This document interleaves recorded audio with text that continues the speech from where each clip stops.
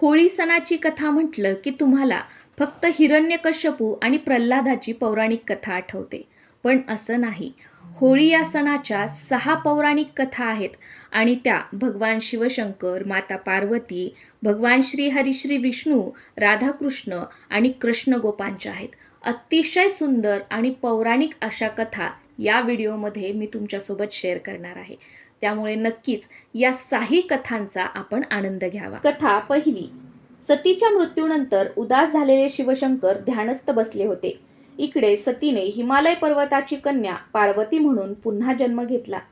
पार्वतीने भगवान शिवशंकरांना मनोमन वरले होते.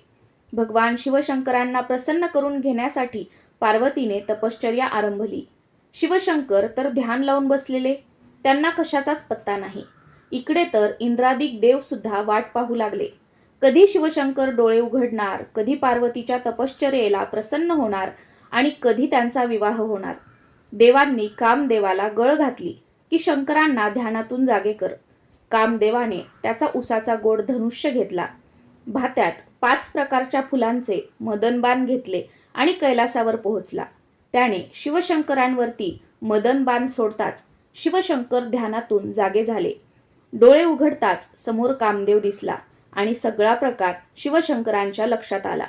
आपल्याला समाधीतून उठवणाऱ्या कामदेवावर शिवशंकर संतापले. भगवान शिवशंकरांनी तिसरा डोळा उघडून त्याला क्षणात भस्मसात केले. हा दिवस होता होळी पौर्णिमेचा. भगवान शिवशंकरांचा राग उतरल्यावर कामदेवाच्या पत्नीने रतीने शिवशंकरांकडे क्षमा मागितली. त्यावर भगवान शिवशंकरांनी कामदेवाला पुन्हा जिवंत केले.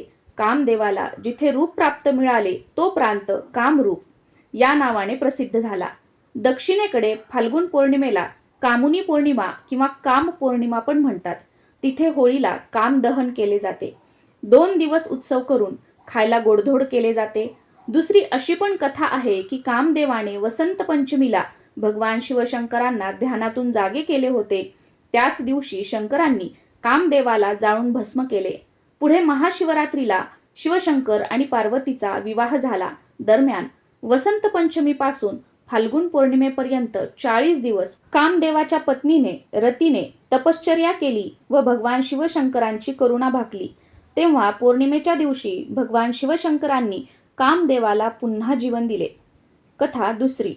गर्गसंहितेमध्ये बाळकृष्णाची एक गमतीदार कथा येते. कृष्ण होता काळा सावळा आणि राधा मात्र गोरीपान. छोटूसा कृष्ण सारखा यशोदेला म्हणे, मैया, राधा बघ कशी गोरी गोरी पिट्ट आणि मी मात्र पहा असा काळा काळा कुट्ट. असं का ग मैया, सांग ना, मला पण गोरा गोरा कर. किती यशोदेने त्याला समजावून सांगितले तरी तो तिच्याकडे तीच तक्रार करायचा. शेवटी एक दिवस यशोदेने राधेकडे खूप खूप रंग दिले आणि तिला म्हणाली, राधा, कृष्णाला हे सगळे रंग लाव म्हणजे मग त्याला त्याचा रंग आवडायला लागेल. तेव्हा राधाने वेगवेगळ्या फुलांच्या पासून तयार केलेले लाल, केशरी, पिवळा रंग आपल्या तळहातावर घेतले आणि बाळकृष्णाच्या गालावर छान छान सुवासिक रंग लावले. मग काय, किती आवडले कृष्णाला ते सगळे रंग. तिथपासून राधाकृष्ण गोपगोपी यांचा रंगोत्सव सुरू झाला. कथा तिसरी. तिकडे शिवशंकर ध्यानातून बाहेर आले होते. त्यांचा राग शांत झाला होता. तेव्हा त्यांना पार्वती आपल्याशी विवाह करण्यासाठी तप करत असल्याचे कळले. मग शिवशंकरांनी एका बटूचे रूप घेतले व पार्वतीची परीक्षा घेतली. तिला म्हणाले, त्या शंकराचे काय घेऊन बसलीस? कधी थंडगार कैलासावर असेल तर कधी स्मशानात भूतगणांच्या बरोबर नृत्य करेल. त्या भस्म लावून फिरणाऱ्या शंकरांशी कशाला लग्न करतेस? तेव्हा पार्वतीला अतिशय राग आला व त्याला म्हणाली, मी शंकर सोबत असतील तर कुठेही राहीन. त्या उत्तराने शिवशंकर प्रसन्न झाले आणि त्यांनी पार्वतीच्या विवाह प्रस्तावाला मान्यता दिली. पुढे पार्वतीच्या वडिलांकडे रीतसर मागणी घातली आणि शिवपार्वतीचा विवाह संपन्न झाला. त्यानंतर काही दिवस पार्वती माहेरी राहिली. रंगभरी एकादशीच्या दिवशी भगवान शिवशंकर माता पार्वतीला कैलासावर घेऊन जाण्यासाठी आले. विदाईच्या प्रसंगी देवी देवता, यक्ष, गंधर्व, मानव सगळेजण आले. शंकर पार्वतीवर त्यावेळी भक्तांनी अबीर गुलाल उधळला. हाच तो रंगांनी खेळायचा रंगोत्सव.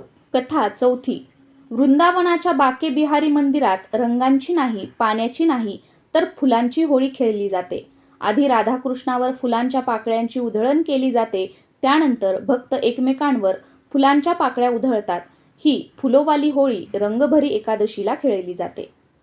कथा 5वी. रंगभरी एकादशीला यक्ष, गंधर्व, मानव सगळ्यांशी शंकरांनी रंग खेळला. पण त्या दिवशी त्यांचे गण भूत, प्रेत, पिशाच मात्र येऊ शकले नाहीत. याचे भूतगणांना फार वाईट वाटले.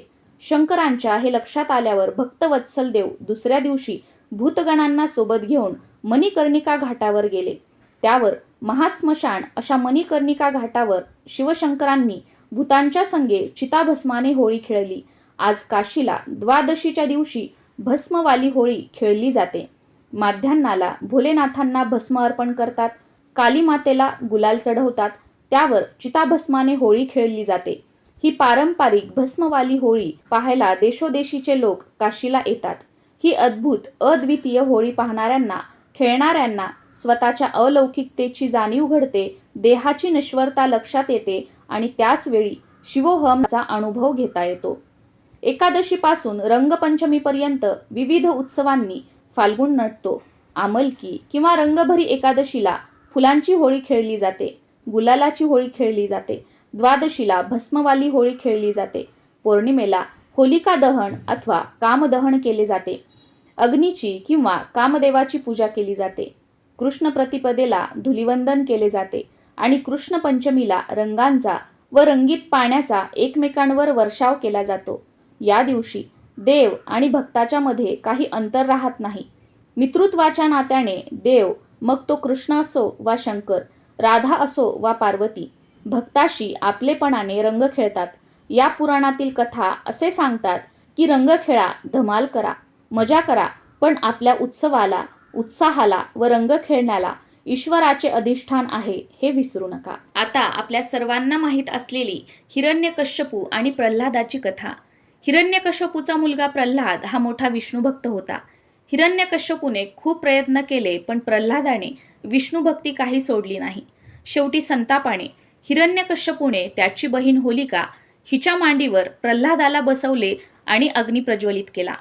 होलिकेला वरदान होतं की अग्नी तिचं काहीही करू शकणार नाही. पण ती वाईट हेतूने प्रल्हादाला मांडीवर घेऊन अग्नीत बसली होती आणि अग्नीमध्ये बसूनही प्रल्हादाने त्याचे नामस्मरण सोडले नाही. प्रल्हादाच्या भक्तीवर प्रसन्न होऊन भगवान विष्णूंच्या कृपेने प्रल्हादाला काहीच झाले नाही आणि होलिकेचे मात्र दहन झाले. या रागाने हिरण्यकश्यपूने एका खांबावर लाथ मारली आणि त्यातून नरसिंह भगवान बाहेर आले. त्यांनी हिरण्यकश्यपूचा वध केला आणि प्रल्हादाला दर्शन दिले.